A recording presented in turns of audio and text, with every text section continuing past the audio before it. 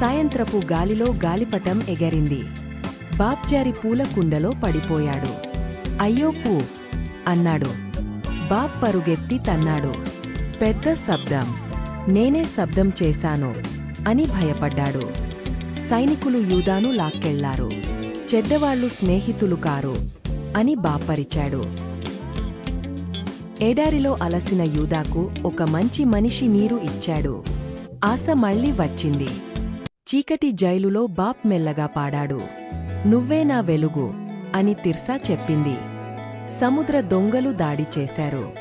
యూదా ధైర్యంగా నాయకుడిని కాపాడాడు. ధనవంతుడైన యూదా బాధపడ్డాడు. నాకు నా కుటుంబం కావాలి అన్నాడు.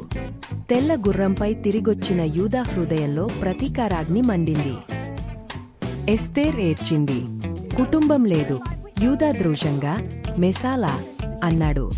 రథపోటీ అని మెసాలా సవాలు విసిరాడు. జనాలు ఉత్సాహపడ్డారు. దాగన చోట తిర్సా, బాబ్ సజీవంగా ఉన్నారు.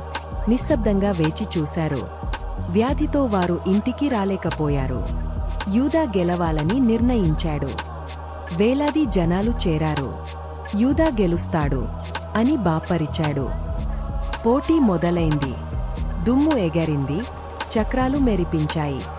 యూదా గుర్రాలను శాంతంగా నియంత్రించాడు. శాంతంగా ఉండండి అన్నాడు. మెసాలా పడిపోయాడు. యూదా గెలిచాడు. కాని హృదయం సంతోషించలేదు. కుటుంబం వ్యాధి లోయలో ఉందని తెలుసుకుని యూదా మనసు విరిగింది. మబ్బులో తిర్సా, బాప్ అని యూదా పరుగెత్తాడు. బాప్ నవ్వుతూ తినడానికి ఏమైనా అన్నాడు. యూదా కళ్లలో కన్నీళ్లు మెరిశాయి. మేము ఇంటికి రాలేము అన్నారు. యూదా ఆకాశం వైపు చూశాడు. ఒక మంచి మనిషి సిలువ మోశాడు. యూదా నీరు ఇచ్చాడు. కళ్ళు చేరాయి. ఆకాశం చీకటైంది. భూమి కంపించింది. యూదా భయపడ్డాడు. వర్షం పడింది. తిర్సా, బాప్ కోలుకున్నారు. ఆనందం తిరిగొచ్చింది. నేను సంతోషమైన పచ్చ బీన్ అని బాప్పాడి నాట్యం చేశాడు. బాప్ చుట్టూ సరిచేశాడు. యూదా మనస్ఫూర్తిగా నవ్వాడు. ఇంటి వాసన వెదజల్లింది. బాప్ ఆనందంగా గాలి పీల్చాడు. అందరూ కలిసి నాట్యం చేశారు. బాప్ పడిపోయి మళ్లీ లేచాడు. ప్రేమే నయం చేస్తుంది అని యూదా గ్రహించి క్షమించాడు. బాప్ గాలిపటం ఎగరేశాడు. సూర్యుడు అస్తమించాడు. కుటుంబం ఒక్కటైంది. ధనం కాదు, ప్రేమే నిజమైన సంపద.